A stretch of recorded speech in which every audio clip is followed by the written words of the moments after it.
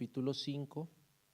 Si el Señor lo permite, hoy estaremos estudiando desde el versículo 13 al 18. Santiago capítulo 5, versos 13 al 18.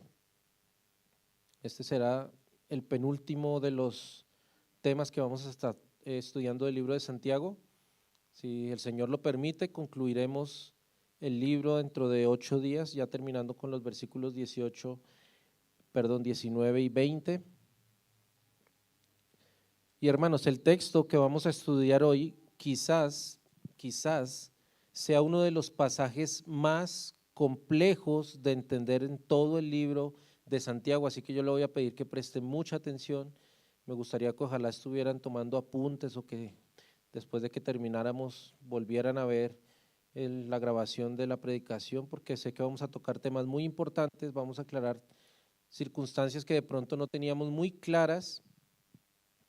Y como les digo, este puede ser quizás uno de los textos más malinterpretados en todo el Nuevo Testamento.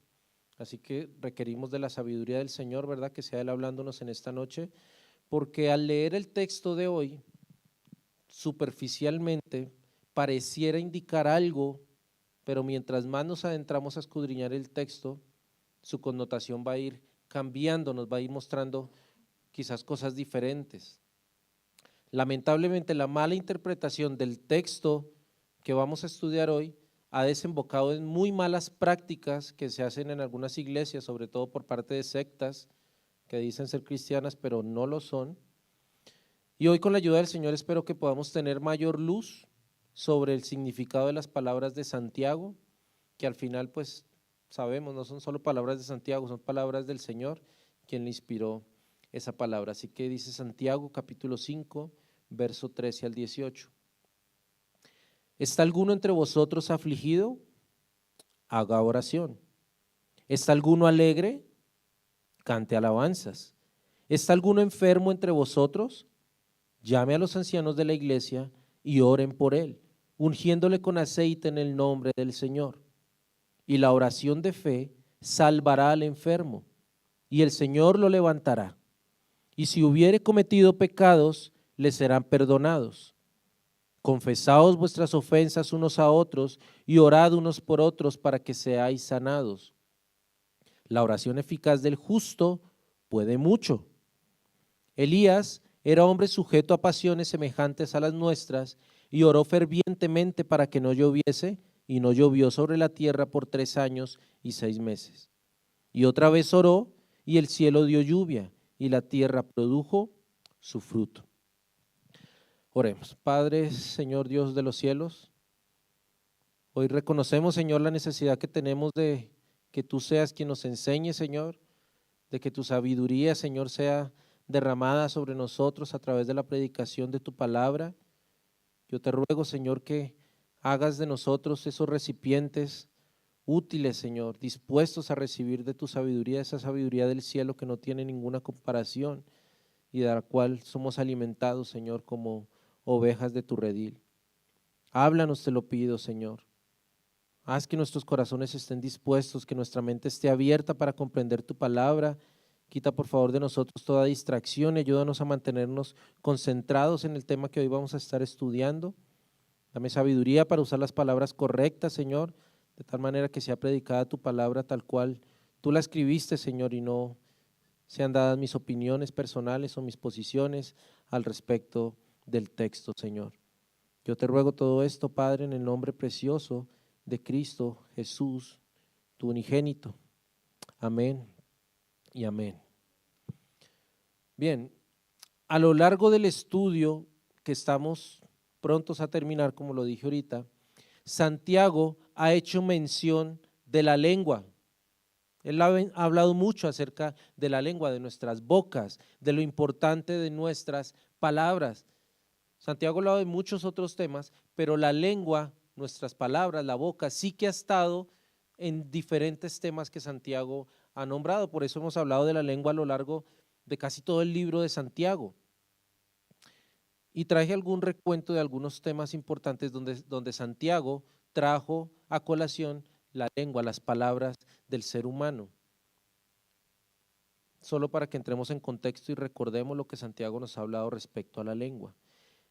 Al iniciar Santiago, él nos decía, pidan la boca, pidan, hablen, pidan con fe. Él decía, no duden porque el que duda, él lo asemeja a las olas del mar que van y vienen. Una persona que duda es una persona inconstante, es una persona que no se mantiene firme. Y Santiago dice que el Señor se agrada cuando nosotros no dudamos, cuando pedimos con fe nuestras palabras. Más adelante nos decía, no digan que son tentados de parte de Dios, ¿recuerdan? Él decía, nunca digan que ustedes son tentados de parte de Dios, porque Dios no puede ser tentado y en consecuencia Dios no tienta a nadie, así que cuando estemos en tentación no digamos, oh Señor, ¿por qué me pones esta tentación delante de mí? Soy débil, Señor. No, Dios no tienta a nadie. Cada uno de nosotros somos tentados cuando de nuestras propias concupiscencias, de nuestros malos deseos, somos atraídos. Ya Santiago nos habló de esto y lo traigo a colación, de que él dice que no digamos que somos tentados de parte de Dios. Más adelante decía, sean tardos para hablar. Él decía, sean prontos para escuchar, pero sean tardos con sus palabras. No sean prontos, no sean apresurados para dar su opinión, para dar sus aportes, para concluir, para tener prejuicios. No lo hagan. Sean tardos al momento de hablar, la boca. Santiago también nos decía que si alguno se cree religioso y no refrena su lengua, su religión es vana, no sirve, es ilusión. Cuando una persona dice o se cree a sí mismo que es una persona religiosa, pero no tiene el control, el dominio propio para controlar su lengua, entonces esa religión es completamente vana, esa persona se está engañando a sí misma.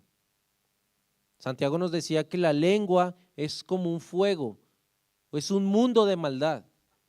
Con la lengua se pueden incendiar o hacer grandes incendios, se pueden provocar grandes problemas. Y creo que todos nosotros de alguna manera alguna vez hemos vivido algo así. Cuando un pequeño comentario, cuando una murmuración, cuando un chisme se convierte en un fuego grandísimo que provoca problemas terribles. Así que Santiago lo condena y dice que tengan cuidado porque la lengua es un fuego. También nos decía, no murmuren los unos de los otros. Somos hermanos, no tenemos que andar murmurando el uno del otro.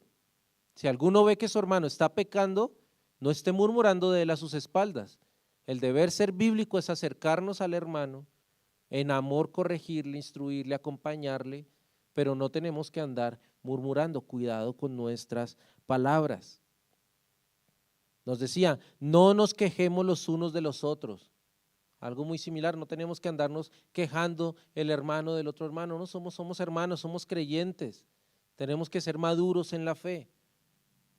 Y hace 8 días hablábamos acerca de los juramentos, ¿recuerdan? Los juramentos, decía, no sean prontos para andar poniendo el nombre del Señor en sus bocas, no perjuren, no digan que yo juro, y vimos que no era prohibido jurar, pero que el Señor se alegra cuando nosotros somos personas tan íntegras que no necesitamos andar jurando y diciendo te juro por Dios, te juro, para ser creíbles, porque tenemos que vivir vidas tan rectas delante del Señor, delante de nuestros hermanos, que cuando digamos sí sea, sí, y cuando digamos sea no es no. Ahora, si notamos, la mayoría de las ocasiones en las cuales Santiago hace referencia a la lengua o a las palabras, lo hace con una connotación un poco, digámoslo, negativa. Él está corrigiendo, él está instruyendo, le está diciendo tengan cuidado con la lengua. Pero quiero resaltar este versículo, Santiago 3:10, porque me parece que es muy importante, porque no todo lo que sale de la boca es malo, ¿verdad? De una misma boca proceden bendición y maldición. Hermanos míos, esto no debe ser así. Eso quiere decir que sí, está bien, de nuestras bocas pueden salir cosas terribles, pero el creyente que ha dominado su lengua ahora usa sus palabras para traer bendición, y es maravilloso traer bendición. Es decir, Dios nos ha dado una lengua a todos los seres humanos. El mundo allá afuera la usa para hablar banalidades, para decir maldiciones, para mentir, para ofender, para engañar, pero no los creyentes. no nosotros, porque la boca del verdadero creyente, de la boca de él no sale maldición, sino sale bendición. Así podemos identificar a un hermano que sea un verdadero creyente. De su boca salen siempre palabras de bendición, de bendición. El creyente, hermanos, tiene que aprender que su lengua es un instrumento para glorificar y alabar a Dios. No necesitamos que, por ejemplo, que esté el piano, que esté la guitarra, qué bonito, ¿verdad? Los instrumentos. Pero nuestros labios, nuestra lengua es un instrumento también, con el que podemos alabar a Dios, con el que podemos glorificar su nombre, con la que podemos agradecer sus bendiciones. Así debemos de usar nuestras lenguas. Pero ¿en qué momento debo orar? ¿En qué momento debo alabar? ¿Cuando estoy triste nomás? ¿Cuando estoy alegre? En todo momento, ¿verdad? En todo tiempo debemos alabar, y es lo que dice o con lo que inicia Santiago en el verso 13. ¿Está alguno entre vosotros afligido? Haga oración. ¿Está alguno alegre? Cante alabanzas. Cuando Santiago se refiere al afligido, está alguno entre vosotros afligido, él está hablando de aquellos momentos en los cuales no tenemos ni siquiera ganas de orar. Está hablando de esos momentos en que estamos quizás enfermos, en que estamos angustiados, en que estamos discutiendo, estamos peleando con alguien, quizás estamos en escasez, y de lo último hay veces que queremos, pecaminosamente, es hablar con Dios. Pero el que nos está diciendo, si alguno está en esta condición, haga oración, haga oración. ¿Qué suelen hacer las personas cuando están en problemas? Bueno, lastimosamente nos encanta ir a buscar a alguna persona o alguna institución antes que a Dios. Algunos buscan refugio en la soledad, otros están en problemas, están tristes y les gusta comer, se refugian en la comida. Otros les gusta pasar horas en los videojuegos porque están deprimidos, viendo una serie de 10 horas seguidas porque están mal, están tristes. Pero hermano, Santiago ha entendido algo. No existe un lugar o una persona sobre toda la faz de la tierra que verdaderamente nos traiga paz en medio de las dificultades más que nuestro Dios. No existe. Por eso Él nos dice, están tristes, están afligidos, están pasando por momentos duros en su vida, están pasando tribulación. Oren, oren a Dios. El impío está en problemas y ¿qué hace? Se escuda en la bebida. Alguien es traicionado, busca vengarse. Se sienten solos, van a malas compañías. El impío está enfermo y no logra sanarse, ahí está el brujo, ahí está la pitonisa, una oración. Prende uno la radio acá, el que escuche de pronto radio, y le da uno ganas de apagarla de una vez porque salen como en una hora, salen como 20 anuncios de personas anunciando que le hago el amarre y que le traigo y que pasa así. Y la gente, en vez de ir a buscar a Dios en sus problemas, prefieren ir a buscar al brujo, prefieren ir a buscar a la pitonisa, al adivino, para tratar de solucionar sus problemas, pero no el creyente. El creyente busca al Señor. Salmo capítulo 18 desde el verso 4. Miren la actitud de una persona cuando está en medio de problemas. Salmo 18, 4. Me rodearon ligaduras de muerte y torrentes de perversidad me atemorizaron. Ligaduras del Seol me rodearon, me tendieron lazos de muerte. En mi angustia, miren la situación de esa persona, está angustiado, se siente mal, está deprimido, se siente en peligro, está en tribulación. Pero ¿qué dice? En mi angustia invoqué a Jehová y clamé a mi Dios. ¿Qué hizo el Señor? Él oyó mi voz desde su templo y mi clamor llegó delante de él a sus oídos. El Señor ha prometido escucharnos en medio de nuestro dolor. No pienses que cuando estás orando en medio de la tribulación nadie te está oyendo, tú estás solo porque el Señor está contigo. Él ha prometido estar con nosotros todos los días hasta el fin del mundo. Y en tiempos de tribulación oremos a Dios. Me adelanto al verso 16 del mismo Salmo 18. Dice, envió, miren la respuesta del Señor cuando en medio de la tribulación y del dolor oramos y clamamos a Él. Verso 16, envió desde lo alto, me tomó, me sacó de las muchas aguas, me libró de mi poderoso enemigo y de los que me aborrecían, pues eran más fuertes que yo. Me asaltaron en el día de mi quebranto, mas Jehová fue mi apoyo. Me sacó al lugar espacioso, me libró porque se agradó de mí. ¿Por qué se agradó de mí? Porque en medio de la tribulación no salí corriendo al mundo a buscar ayuda, sino que me fui a buscarlo a Él. ¿Y qué hizo el Señor? Se agradó de mí, me contestó, me respondió. Ahora yo entiendo que muchos de nosotros sabemos buscar del Señor en medio del dolor. De hecho, hay veces el Señor permite el dolor para que le busquemos a Él, porque estamos alejados de Él.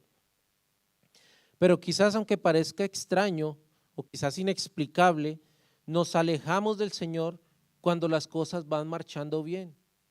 Hay veces no es que ni siquiera lo busquemos en momentos duros, sino que cuando estamos bien, cuando hay salud, cuando hay dinero, cuando hay abundancia, cuando estamos en buenas condiciones, nos olvidamos de Dios. El polo opuesto, nos alejamos del Señor. Pero ¿qué dice Santiago? ¿Está alguno alegre? Cante alabanzas, cante alabanzas. Hermanos, aprendamos a dar gracias también al Señor cuando las cosas van bien. No nos olvidemos del Señor en los mejores momentos. Cantemos, alabemos, glorifiquemos al Señor cuando nos sintamos más cómodos, porque el Señor, así como se agrada de que lo busquemos en momentos difíciles, Él se goza cuando en momentos agradables, en momentos felices, igualmente levantamos nuestros ojos y le damos la gloria a Él. Eclesiastés capítulo 3, verso 1. Todo tiene su tiempo y todo lo que se quiere debajo del cielo tiene su hora. Tiempo de nacer y tiempo de morir. Tiempo de plantar y tiempo de arrancar lo plantado. Tiempo de matar y tiempo de curar. Tiempo de destruir y tiempo de edificar. Y mira el versículo 4. Tiempo de llorar y tiempo de reír. ¿Estás llorando en este momento? ¿Estás pasando enfermedad? ¿Estás pasando tribulación, escasez? ¿Tienes problemas en este momento? Te aseguro, sustentado en la palabra, que eso no va a ser para toda la vida. Hay momentos de sufrir, pero van a llegar momentos de alegría. En contraposición, estás en un momento feliz, estás en un momento agradable, te sientes bien, estás cómodo, hay dinero en el banco, tienes trabajo, tienes salud, en casa las cosas marchan bien. No quiero ser pesimista, no me tomes a mal, pero van a llegar, sustentado en la palabra, van a llegar momentos tristes, van a venir. Y tenemos que estar preparados para que sean momentos difíciles o sean momentos de agrado, podamos levantarnos a darle la gloria a Dios en todo momento. El llamado de Santiago es a depender en todo tiempo del Señor. Ese es el llamado que está haciendo Santiago. En momentos de alegría o en momentos de tristeza, dependamos del Señor. Momentos difíciles o alegres, dependamos de Él. Oremos a Él, cantémosle, glorifiquémosle. Eso no lo hace el mundo, hermanos. El mundo no lo hace, pero el creyente sí. El creyente.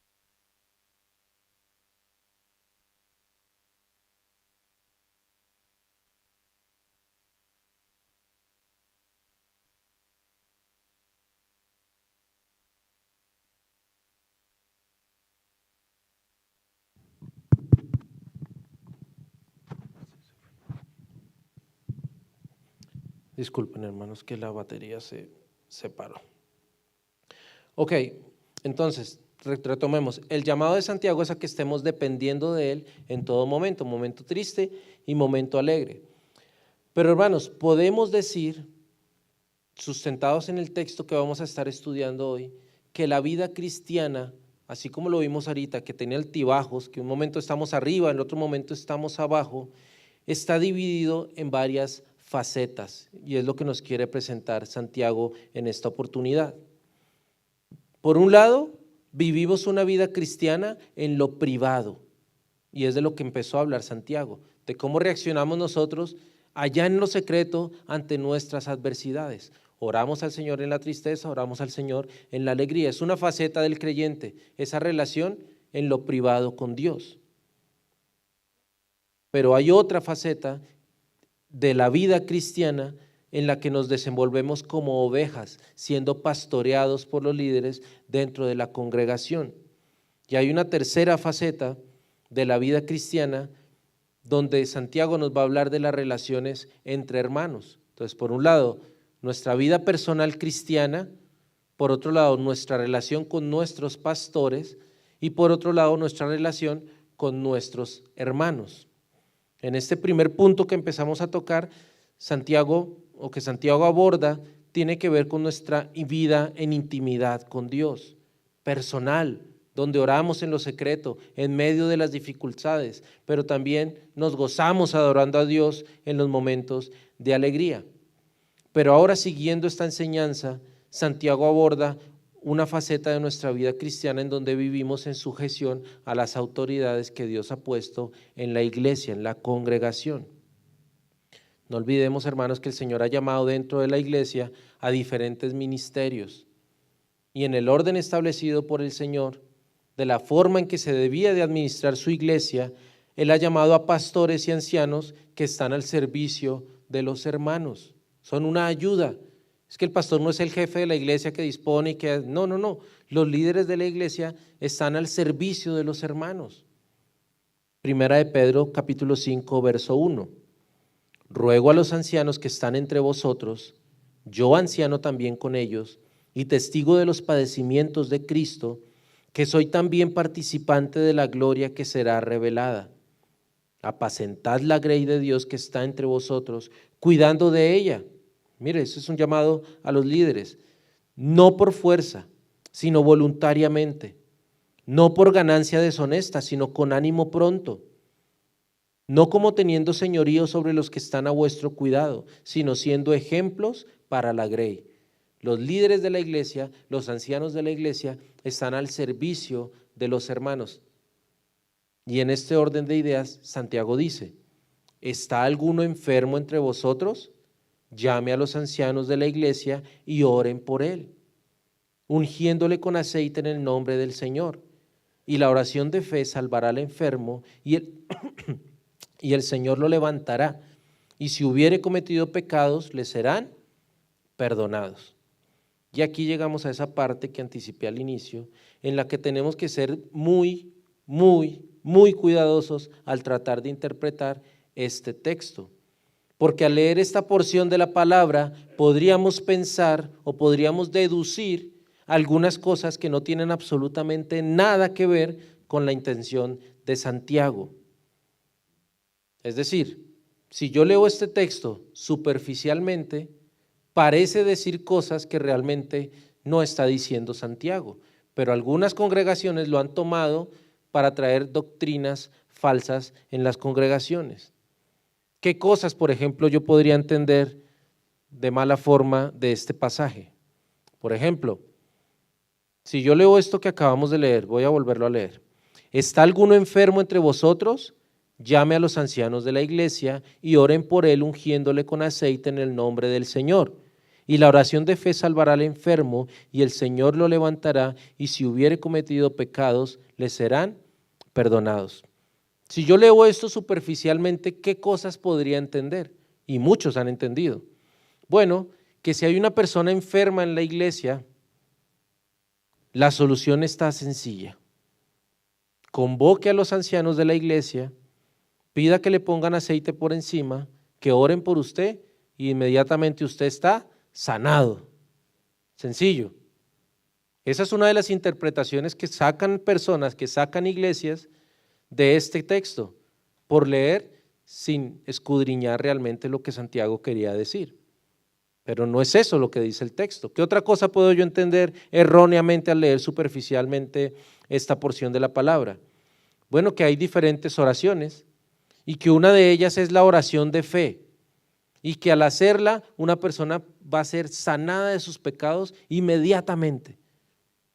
Esta es otra posición, es otra cosa que yo puedo entender a tal punto que hay lugares o hay iglesias donde se le hace hacer a una persona una oración de fe y se le hace creer a esa persona que por haber hecho esa oración, esa persona ya ha sido salvada y no es lo que dice el texto. ¿Qué otra cosa puedo entender si leo superficialmente? Bueno, que algo místico pasa cuando los ancianos se reúnen, es como si fuera algo secreto, ¿no? Como un rito. Algo extraño pasa, algo especial pasa cuando los ancianos se reúnen porque tienen un poder especial y derraman aceite sobre una persona, es como un rito de sanidad. No es eso lo que quiere decir el texto, no es eso lo que quiere decir. Nada de lo que acabo de nombrar tiene completa relación con el mensaje que Santiago ha querido comunicar. Así que vamos a estudiarlo. Mucha atención. Empieza Santiago diciendo: ¿está alguno enfermo entre vosotros? Esa palabra enfermo viene de una palabra griega que se pronuncia adsenes, y adsenes indica fragilidad, debilidad, enfermedad. Tiene varios contextos, pero no necesariamente está hablando de una enfermedad física. De hecho, en la mayoría de veces que se menciona esta palabra en el Nuevo Testamento, no se usa con una connotación física, sino espiritual. Cuando Santiago está hablando de esto, lo más posible es que él no está hablando de una enfermedad física, está hablando de alguien que se siente débil, que se siente enfermo, que se siente agotado espiritualmente. Vamos a ver dos ejemplos. Por ejemplo, Romanos capítulo 14, verso 1. Pablo usa esta misma palabra que se usa acá en Santiago, diciendo esto: recibid al débil, adsenes, al débil en la fe.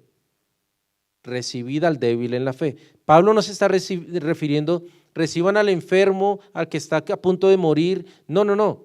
Él no está hablando físicamente. Él está diciendo, reciban al que está débil en la fe. Es decir, espiritualmente es una persona nueva, recién se está acercando al evangelio, es una persona que apenas está conociendo de Dios. Recibámoslo en amor, porque es una persona como un niño espiritual. ¿Notan de qué manera se está usando esta palabra? No está diciendo que esa persona esté enferma físicamente, está diciendo que esa persona es débil. ¿Por qué? Porque apenas está conociendo de la fe. Otro ejemplo, 1 Corintios capítulo 8, verso 10. Porque si alguno te ve a ti, que tienes conocimiento, sentado a la mesa en un lugar de ídolos, la conciencia de aquel que es débil, la misma palabra, adsenes, aquel que es débil, ¿no será estimulada a comer de lo sacrificado a los ídolos? Y por el conocimiento tuyo se perderá el hermano débil por quien murió Cristo. Repito, esa palabra débil no está hablando de un hermano que está enfermo físicamente, está hablando de una persona que es nueva, o que para el tiempo en que escribe Pablo era una persona nueva, para el que era extraño, digamos, comer cerdo, pero un cristiano maduro había entendido que debíamos matar y comer, que no había ningún problema, por ejemplo, en comer cerdo, pero dice, si llega el nuevo en la fe, ten cuidado con él y en amor no comas eso que para él es pecado, mientras él aprende, mientras él madura. Ese débil en la fe es la misma palabra adsenes que se usa acá en Santiago. Así que no necesariamente la palabra débil o enfermo simboliza a una persona físicamente enferma, porque en la mayoría de veces en el Nuevo Testamento se refiere a una persona que está débil espiritualmente, ¿ok? Débil espiritualmente. Hermanos, muy posiblemente, según el contexto del libro, Santiago no está hablando de enfermedad física. Entendamos que la Biblia no se escribió en español. La Biblia se escribió en griego, en unas partes en arameo y en hebreo. Todo el Nuevo Testamento en griego. Y al traducir la Biblia al español, usamos palabras como esta, enfermo, pero la más posible intención de Santiago al usar esta palabra se está refiriendo a una persona débil espiritualmente, débil espiritualmente. En el contexto del libro, Santiago habla de una persona que está pasando por una enfermedad del alma, de un momento de debilidad cristiana, digámoslo así, de un bajón espiritual. Ahora yo les pregunto, ¿alguno ha pasado por una situación así? Algunos en un momento se ha sentido muy fuerte en la fe, está orando, está leyendo la Biblia, está viendo predicaciones, está viniendo a la iglesia, mejor dicho, súper fuerte espiritualmente. Pero hay momentos en que no estamos tan fuertes. Hay momentos en que nuestra fe baja un poquito, en que llega la duda, en que estamos mermando en la oración, ya no estamos muy contentos de ir a la iglesia, ya nos da sueño escuchar a Johan allá hablando y qué pereza. Estamos bajitos espiritualmente. De esa intención o con esa intención es que Santiago está hablando de una persona que está en ese momento débil en la fe. Pero yo te hago una pregunta para que me ayudes a entender este texto.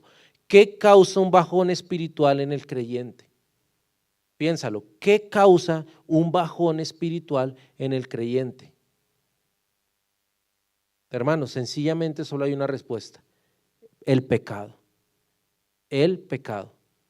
Cuando nosotros empezamos a pecar, nuestra carne empieza a tomar fuerza y nuestro espíritu empieza a menguar, de tal manera que empezamos a sentirnos débiles espiritualmente y descuidamos mucha parte de nuestra vida espiritual cuando estamos en pecado. Es así de sencillo. De hecho, vamos a ver más adelante que sí, Santiago está hablando de una enfermedad del alma, de un bajón espiritual, de un débil espiritualmente a causa del pecado, y más adelante lo vamos a ver. Mira lo que dice 2 Corintios capítulo 12, verso 7.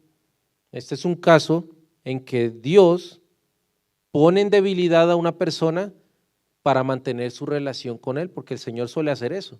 Muchas veces viene la enfermedad directamente enviada por el Señor porque lo hace con una intención de acercarnos a Él, de guardar nuestra relación espiritual con Él. Y este es el mejor ejemplo, 2 Corintios 12:7.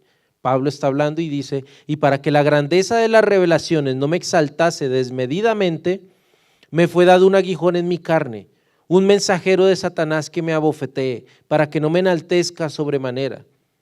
Respecto a lo cual 3 veces he rogado al Señor que lo quite de mí, y me ha dicho: bástate mi gracia, porque mi poder se perfecciona en la debilidad. Por tanto, de buena gana me gloriaré más bien en mis debilidades, para que repose sobre mí el poder de Cristo. Ahora yo pregunto, Pablo es el mayor escritor del Nuevo Testamento. Él mismo se presenta como judío de judíos, hebreo de hebreos, discípulo de Gamaliel. Él muestra sus credenciales. ¿Ustedes creen que él no sabía lo que Santiago está diciendo acá en capítulo 5? Si él lo sabía, ¿por qué, si está enfermo, mejor no convocó a los ancianos de alguna iglesia, les pidió que le echaran aceite y oraran por él y ya iba a ser sano? Bueno, porque entiende de que la enfermedad que se está hablando no es una enfermedad física, sino es una enfermedad espiritual. De eso es lo que está hablando Santiago en esta oportunidad. Esta enfermedad o esta debilidad a la que Santiago habla es una enfermedad a causa del pecado. De hecho, más adelante nos va a decir que si han cometido pecados, les serán perdonados. Entonces, si hay entre los hermanos algún creyente débil, enfermo, ¿qué debe de hacer? Dice Santiago: llame a los ancianos de la iglesia. Llame a los ancianos de la iglesia. ¿Usted siente que por causa de su pecado se está alejando de Dios? ¿Usted siente que a causa de su pecado está mermando en la oración, su vida espiritual está bajando? ¿Qué tiene que hacer? Llame a los ancianos de la iglesia. Llame. Pero a veces algunos hermanos creen que los líderes de la congregación tienen el poder especial de saber cuándo están en necesidad y se enojan cuando no se les pregunta o cuando no se hace un seguimiento constante a la vida de cada uno. Muchos hermanos se enojan por eso. Vienen, se sientan y empiezan a hacer cara así como triste, y piensan que la persona que está en el liderazgo le está viendo y tiene que acercarse. Hermano, ¿qué le pasa? Muchas veces no se puede. Y el hermano se va enojado de la iglesia, es que allá no me quieren, allá no me cuidan, los pastores no andan pendientes de mí. Pero hermanos, mira el mandamiento de Santiago. Él dice: llame, si alguno está enfermo, si alguno se siente débil en la fe, llame a los ancianos. Es decir, Santiago deja la carga de ir a buscar sobre las espaldas del que está en necesidad. ¿Por qué? Porque esa persona llegó ahí por su pecado y ahora por su pecado está débil espiritualmente y ahora tiene que pedir ayuda. ¿A quién va a pedir ayuda? A los ancianos de la iglesia. Acérquese y llame a los ancianos de la iglesia. Somos nosotros, hermanos, los que cuando necesitamos ayuda, necesitamos dirección, tenemos que convocar a los líderes. No esperemos que ellos vengan a nosotros. ¿Te sientes mal por tu pecado? ¿Te sientes enfermo? ¿Te sientes agotado por tus pecados? Llama a los ancianos de la iglesia. ¿Te sientes físicamente mal? Informa y llama a los ancianos. ¿Pero por qué a los ancianos? ¿Por qué Santiago no manda al enfermo a buscar a otro hermano o a un familiar? ¿Por qué manda a los ancianos? Bueno, porque se supone que son los ancianos aquellos creyentes ejemplares de la congregación, llamados a dirigir y cuidar la grey de Dios. Acá la palabra usada para ancianos es la palabra presbúteros, y en resumidas cuentas se refiere a un anciano que es maduro en la fe. Eso es un anciano en la iglesia, es un hombre maduro en la fe, que lleva tiempo de pasar con su Señor, que vive en comunión con Dios. Y al ser esta persona ese ejemplo, pues es a él al que debemos de ir a buscar. Y la orden que da el Señor a estos ancianos es la de orar por esa persona que se acerca. ¿Qué debe de hacer? Orar. Y quiero detenerme en esta palabra porque este, hermanos, es el centro del mensaje de hoy, la oración. Todo lo que estamos hablando hoy converge en una sola palabra, la oración. Esa es la enseñanza de hoy, la oración. Por eso el tema de hoy le puse orando en todo tiempo, la oración. De hecho, en 6 versículos que estamos estudiando el día de hoy, de 6 versículos en 7 ocasiones se menciona o se hace referencia a la oración, porque ese es el tema principal del mensaje. Acá no se está haciendo un énfasis en el poder especial de los ancianos, ni en el poder especial del aceite, ni en ninguna otra cosa. El énfasis se hace en la oración, en la oración. El aceite no tiene poder, el anciano no tiene poder, el pastor no tiene poder. El poder está en Cristo que escucha la oración. La oración. Es que, hermanos, por hacer una incorrecta interpretación de este pasaje, tenemos congregaciones donde han decretado miércoles de milagros, jueves de sanidad, porque parece que le pusieran agenda al Espíritu Santo y le dijeran: Espíritu Santo, el martes te necesito sanando, el miércoles te necesito haciendo milagros, el viernes es viernes de profecía, el sábado declaramos y decretamos, y el domingo y le hacemos la agenda al Espíritu Santo, porque han entendido mal pasajes como este, creyendo que hay un poder especial en los líderes donde se puede programar sanidades ungiendo con aceite, y no es así, no es así. De hecho, algunos empiezan a derramar aceite en algunas congregaciones sobre los enfermos, creyendo que hay un poder especial en el aceite, que es el aceite, y mandan traer aceites de Jerusalén porque es el aceite el especial, y el aceite no tiene poder. Algunos han llegado al punto inclusive de no solo ungir con aceite a las personas que dicen estar enfermas, sino que ungen con aceite los carros, ungen con aceite las casas, ungen con aceite la ropa, ungen con aceite todo. Le atribuyen poderes al aceite que el aceite no tiene. Es aceite, hermanos. Santiago no está haciendo un énfasis en que el aceite tiene poder, ya lo mencioné, el poder está en Cristo. Hermanos, si se reúnen los ancianos a orar por un enfermo, es decir, alguien que está alejado de Dios, y el Señor obra en esa persona, no es por el aceite ni por la santidad de los ancianos, es porque tenemos un Dios grande y misericordioso que escucha las oraciones de su pueblo. La oración. Dice Santiago, ungiéndole con aceite en el nombre del Señor. Hermanos, entendamos que en tiempos bíblicos el aceite era usado de forma medicinal. Por eso Santiago lo está nombrando. El aceite en tiempos bíblicos se usaba medicinalmente. Con él se trataban heridas, con él se hidrataba la piel. Vivían en lugares desérticos, tenían que caminar distancias largas y muchos tomaban aceite y se lo ponían en su piel para no ser quemados por el sol. De hecho, en la parábola del buen samaritano narrada por el Señor allá en Lucas capítulo 10, se menciona el uso del aceite. Miren, Lucas 10, verso 33. Pero un samaritano que iba de viaje llegó a donde estaba el hombre y viéndolo se compadeció de él. Se acercó, le curó las heridas con vino y aceite y se las vendó. El aceite se usaba medicinalmente.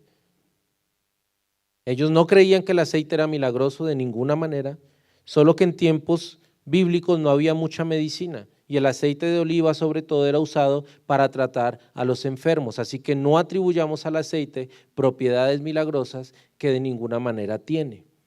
Más bien, oremos como dice el texto, en el nombre del Señor. Oremos en el nombre del Señor. Ese nombre es sobre todo nombre, es sobre toda enfermedad. Ese es el nombre en el que tenemos que orar. Cuando clamamos con fe al Señor, Él obra. Y lo hemos visto desde que empezó Santiago. Él habla de orar con fe, de creer lo que estamos hablando. Es que, hermanos, una oración sin fe es perder el tiempo. Si tú no crees lo que estás orando a Dios, perdiste 5, 10, 15, 20 minutos, lo que tardaste orando, ese tiempo se perdió. Se perdió. Una oración sin fe es vana, una oración sin fe está vacía, no tiene sentido, no da resultados. Hebreos 11:6, pero sin fe es imposible agradar a Dios, porque es necesario que el que se acerca a Dios crea que le hay y que es galardonador de los que le buscan. Tú no puedes pasar un tiempo orando si tú no crees que Dios tiene el poder para escuchar tu oración y para hacer lo que tú le pides. Es necesario que tengamos fe. Continúa Santiago diciendo, y la oración de fe salvará al enfermo. Y no se refiere que hay una oración especial con el nombre oración de fe, que salva y perdona. Y acá necesitamos detenernos. ¿Qué es esa oración de fe? Porque se cree equivocadamente, y yo fui testigo de eso, porque cuando llegué a conocer al Señor, apenas manifesté mi deseo de buscar a Dios, lo primero que hicieron fue que una persona se acercó a mí y me hizo repetir una oración. Me dijo, ¿tú quieres ir al cielo? Yo sí, claro, quiero ir al cielo. ¿Crees en Cristo? Yo sí, creo en Cristo. Ok, entonces repite conmigo. Ok, creo en ti, Señor, creo en ti, Señor. Gracias por salvarme, gracias por salvarme. Escribe mi nombre en el libro de la vida, escribe mi nombre. Y empiezo a repetir una oración y cuando termine entonces me dicen, ok, ya hiciste la oración de fe, tú ya fuiste salvado. ¿Usted sabe cuántas cientos o miles de personas han hecho esa oración de fe y hoy están perdidos en el mundo? Es que no es la oración de fe la que salva, porque no somos salvos por obras y la oración de cierta manera es una obra, somos salvos por gracia. ¿A qué oración de fe entonces se refiere Santiago? Él se refiere sencillamente a que la oración debe de ir acompañada de fe, o si no, no tiene sentido. Que debemos orar con fe. No está hablando de que hay una oración especial que nos salva, no, está hablando de que el orar con fe produce resultados, porque el Señor se agrada cuando oramos con fe. Verso 15. Y la oración de fe salvará al enfermo y el Señor lo levantará y si hubiere cometido pecados le serán perdonados. Entonces, hermano, hermana, ¿estás enfermo? ¿Enferma? ¿Te sientes cargado, cargada por el peso del pecado? ¿Te sientes alejado de Dios? Busca a los ancianos. Es un mandamiento que nos está dando Santiago, un imperativo, busca a los ancianos. Ellos orarán por ti y te aseguro, por la palabra de Dios, que si se ora con fe, que si se confiesan los pecados delante de Dios, el Señor salvará tu alma. Porque notemos, Él no está diciendo que la oración de fe sanará al enfermo. El texto no dice que la oración de fe sanará al enfermo. Está diciendo que la oración de fe salvará al enfermo. Porque para el Señor es más importante salvar tu alma que curar tu cuerpo. Y cuando estás en pecado, cuando estás débil en la fe a consecuencia de tu pecado, y vienes a la iglesia y se ora por ti y lo hacemos con fe, creyendo en el Señor, y tú confiesas tus pecados y te arrepientes de tus pecados, el Señor es fiel y justo para perdonar tus pecados. Juan 1:9. Si confesamos nuestros pecados, Él es fiel y justo para perdonar nuestros pecados y limpiarnos de toda maldad. Limpiarnos de toda maldad. Hace tiempo se limpiaba las heridas con aceite. Hoy el Señor nos limpia de nuestra maldad con lo que simboliza el aceite, que es el Espíritu Santo, y nos limpia, y nos hace nuevas personas, y nos hace nuevas criaturas. No lo olvidemos, hermanos. Oración. Oremos en nuestra vida cristiana personal, como lo mencionamos al principio. Oremos en momentos de alegría, oremos en momentos de tristeza. Busquemos que los ancianos oren por nosotros cuando necesitamos ser levantados. Pero, hermanos, Santiago nos invita también a orar los unos por los otros. Con eso termina Santiago, verso 16.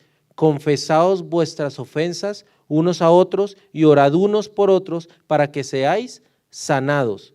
La oración eficaz del justo puede mucho. Hermanos, la oración está en todas partes de este pasaje. No existen los cristianos que no oran, esos no se han inventado todavía. El cristiano ora. Dios nos manda a orar en nuestras necesidades y pedir oración, pero hermanos, no olvidemos orar por los demás.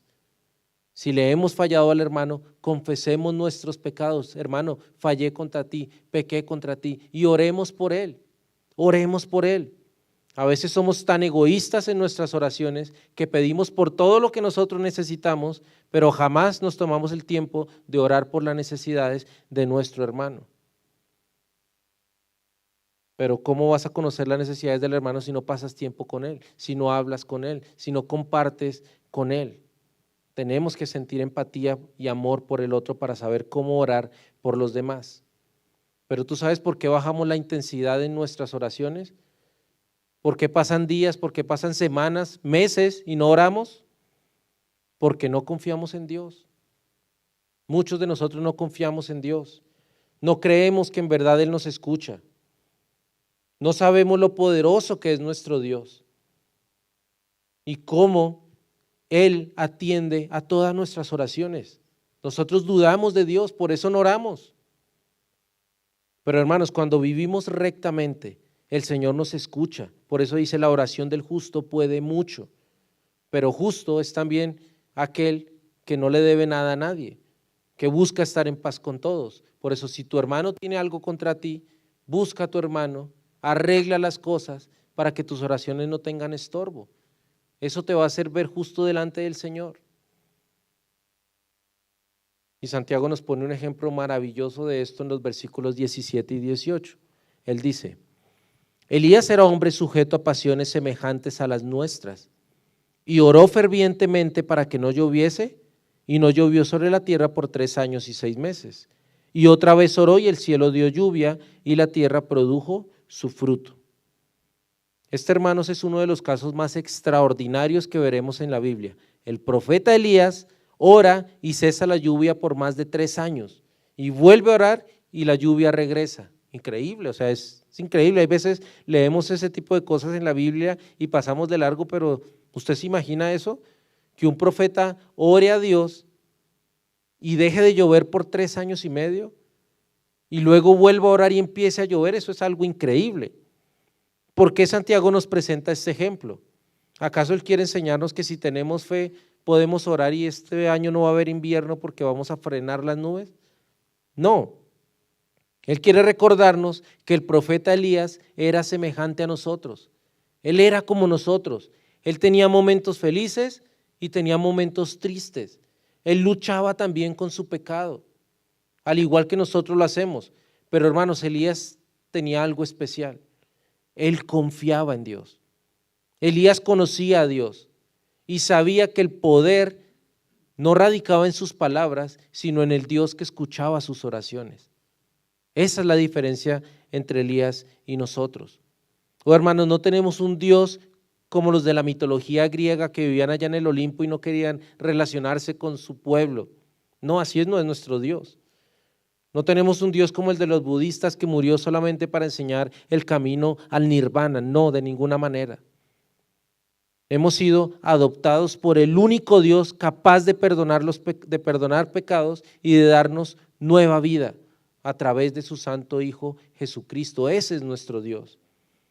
Tenemos por Padre a aquel que envió a su Hijo unigénito a morir en una cruz para luego venir, resucitar, sentarse a la diestra del Padre para que ahora podamos pedir en su nombre al Padre y Él nos pueda atender. Ese es nuestro Dios. Dios escucha nuestras oraciones, no porque nosotros seamos buenos o justos. Dios escucha nuestras oraciones porque las hacemos en el nombre de Cristo Jesús, que murió por nuestros pecados y nos hace justos delante del Padre. ¿Ven qué regalo tan maravilloso? ¿Ven qué regalo tan especial saber que podemos orar a Dios y que Él nos oye? Por eso cuando Cristo murió en el templo, el velo que separaba el lugar santo del lugar santísimo se rompió en dos, simbolizando que ahora nosotros tenemos entrada al Padre gratuitamente, que ya no tenemos que tener temor, que ya no tenemos que alejarnos, ahora tenemos entrada al trono de la gracia. Ese es el Dios que tenemos, ese es el Dios que escucha nuestras oraciones. Lo que Santiago nos quiere enseñar, terminando ya su libro, es respecto a la oración.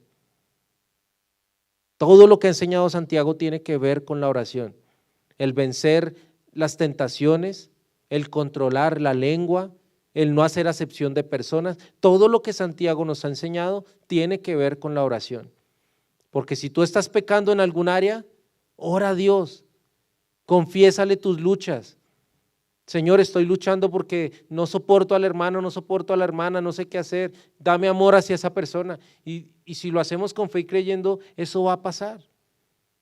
Señor, estoy pasando necesidad, me siento mal, perdona mis pecados. Dios escucha la oración y Dios atiende a la oración. Ese es nuestro Dios, Dios es bueno y maravilloso, y Él atiende cuando nosotros oramos creyendo que Él puede hacer por nosotros mucho más de lo que pedimos. Vamos a orar. Señor Dios Todopoderoso, te doy muchas gracias, Padre, porque hoy nos has quizás aclarado, Señor, algunos temas que no teníamos muy claros. Hoy nos has enseñado, Señor, que no hay poder en el aceite, ni hay poder en las oraciones de los ancianos, Señor. Hay poder en ti, Señor, que eres tan poderoso y que escuchas nuestras oraciones, mi Dios. No permitas, Padre, que algunas cosas se roben nuestra adoración, la cual tú mereces, mi Dios. Porque a veces nos perdemos y empezamos a poner nuestra vista sobre el aceite o sobre diferentes cosas, Señor. Y eso es idolatría, Padre, y te pedimos perdón. Queremos que nuestra fe y nuestra confianza esté anclada solamente en ti, mi Dios. En ti, que eres el autor y consumador de la fe, Padre. Hoy te ruego, Señor, que nos ayudes a vivir unas vidas realmente de oración, pero no de una oración vana, no de una oración vacía, sino una oración, Señor, llena de fe, Señor. De hecho, tú en tu palabra ya nos has enseñado que es imposible que nosotros tengamos fe por nosotros mismos, sino que tú no la das, tú no la obsequias. Llénanos de más fe, Señor, fortalece nuestra fe para que cuando oremos pidamos creyendo, Señor, en ti. No permitas que los afanes de este mundo, que los intentos del enemigo por acabar nuestra fe den resultados, Señor, que llegue la duda a nuestras vidas. Ayúdanos a mantenernos siempre presentes, constantes en ti, creyendo, Señor, que tú no solo escuchas, sino que tú puedes hacer las cosas que nosotros te pedimos cuando las pedimos con fe, Señor, y sometidos a tu voluntad, mi Dios. Gracias porque tú nos oyes. Gracias porque hoy nos das la seguridad de saber de que esto que estamos haciendo en este momento, de que esta oración, tú la estás escuchando, Señor. Tú en este momento estás inclinando tu oído a esta congregación que está orando, Señor, creyendo que tú oyes, mi Dios. Nos estamos acercando a ti creyendo que tú eres, Señor, que tú estás allí, que tú eres galardonador de todos nosotros, que te buscamos con amor, con fervor, mi Dios. Guarda a mis hermanos, Señor, y ayúdanos a vivir vidas de oración en nuestras casas, en nuestra vida personal, a depender también de los hermanos que son ancianos y líderes de la iglesia y buscarles cuando estamos en momentos difíciles, porque así lo has establecido tú, mi Dios. Somos hermanos y nos edificamos unos a otros en el poder de tu Santo Espíritu. A ti, Señor, sea todo honor, a ti sea toda gloria, Padre, por los siglos de los siglos. Amén y amén. Dios les bendiga, hermano.